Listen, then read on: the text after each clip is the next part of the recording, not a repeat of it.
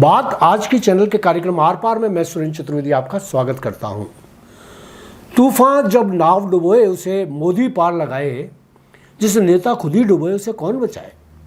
राजस्थान के पहले चरण में चुनाव 19 अप्रैल को संपन्न हो जाएंगे। इनमें 12 लोकसभा क्षेत्र हैं। दौसा, नागौर, चूरू, अलवर मुख्य हैं। यहाँ भाजपा और कांग्रेस दोनों के बीच कांटे की टक्कर है। मुझे लग रहा है कि पहले चरण में 12 में से 3 सीट कांग्रेस के खाते में जा सकती हैं। खासतौर से चूरू, दौसा, सीकर और नागौर में भाजपा खतरे में है। दूसरे चरण में चुनाव अजमेर में होंगे। यहाँ भाजपा की जीत लगभग तय मानी जा रही है।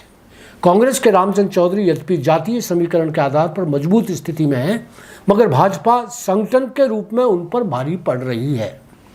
दुनिया जानती है कि चुनाव के ऐन दिन भाजपा के कार्यकर्ता चमत्कारी रूप से बूथ स्तर पर सक्रिय हो जाते हैं। वोटों के लिए उनका दल बल इतना सक्षम हो जाता है कि अन्य पार्टी के उम्मीदवार परेशानी में पड़ जाते हैं। अजमेर उत्तर और दक्षिण में भाजपा की जीत सिर्फ इसलिए हुई कि भाजपा और संघ के कार्यकर्ताओं ने तिलिस्मी अंदाज में बूथ प्रबंधन संभाल लिया। चुनाव से ठीक पहले आरएसएस के कार्यकर्ताओं ने पूरे क्षेत्र को प्रचार का अभूतपूर्व केंद्र बना लिया। जग जाहिर है कि कांग्रेस के पास कहीं उनके मुकाबले में समर्पित कार्यकर्ता नहीं, विशेषकर अजमेर संसदीय क्षेत्र में। अजमेर में तो आज भी पूर्व पदाधिकारियों के सारे पार्टी चुनाव लड़ रही है। पार्टी ने नया संगठनात्मक ताना बाना बुना ही नहीं है। पिछले 4-5 साल से तो पूर्व अध्यक्ष ही दायित्वों का पालन कर रहे हैं। रामचंद्र चौधरी चुनाव जीत सकते थे, जीत भी सकते हैं, मगर उनके पास अनुभवी और विश्वसनीय टीम ही नहीं है। विधानसभा के चुनाव में ही जब बूथ प्रबंधन फेल हो गया हो तो इतने बड़े संसदीय क्षेत्र में कार्यकर्ताओं की स्थानीय फौज कैसे नियंत्रित की जा सकती है। रामचंद्र चौधरी के लिए अशोक गहलोत जितना जोर लगा सकते थे लगा गए, मगर उनके जोर से काम चलने वाला लग नहीं रहा। पहले चरण के चुनाव के बाद यदि सचिन पायलट ने अजमेर संसदीय क्षेत्र में सक्रियता नहीं दिखाई तो रामचंद्र चौधरी के लिए चुनाव जीतना टेढ़ी खीर हो जाएगा। सचिन पायलट अपने लोगों के लिए 3 बार सभाएं और रोड शो कर चुके हैं और उनकी जीत के आसार भी बन रहे हैं, जबकि उनके नापसंद वाले उम्मीदवारों के लिए वह दूरियां बनाकर चल रहे हैं।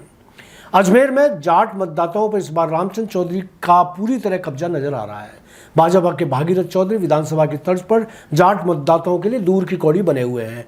उनके लिए रावत वोट है, वही मैदान में मजबूती प्रदान कर रहे हैं। इधर पूर्व विधायक सुरेश टांक की भागीरथ चौधरी मदद लेना ही नहीं चाहते, ले भी नहीं रहे। उनको यह गलतफहमी हो चुकी है कि इस बार 2-4 लाख मतों से वो जीत जाएंगे। सच्चाई यह है कि उनके भाग्य का चीका अगर टूटा भी तो वह 1-8 लाख मतों से ज़्यादा नहीं होंगे, बल्कि मैं तो कहूँ 50-60 हज़ार भी वोट से जीत जाएं, बहुत बड़ी बात होगी। पिछले सांसद काल में उन्होंने क्षेत्र के मतदाताओं से कितना संपर्क बनाकर रखा सब जानते हैं। मोदी फैक्टर और 7 वर्तमान जीते हुए विधायकों के बलबूते वे चुनाव तो जीत जाएंगे, मगर रामचंद्र चौधरी इस बार बड़े ही मनोवैज्ञानिक रूप से चुनाव लड़ रहे हैं। लोगों के चरणों में पगड़ी रखने से उनके प्रति लोगों का करुणा भाव जागा हुआ है। हो सकता है यही भाव उनकी वैतरणी पार लगा दे। कांग्रेस की जीत मार्जिन पर है।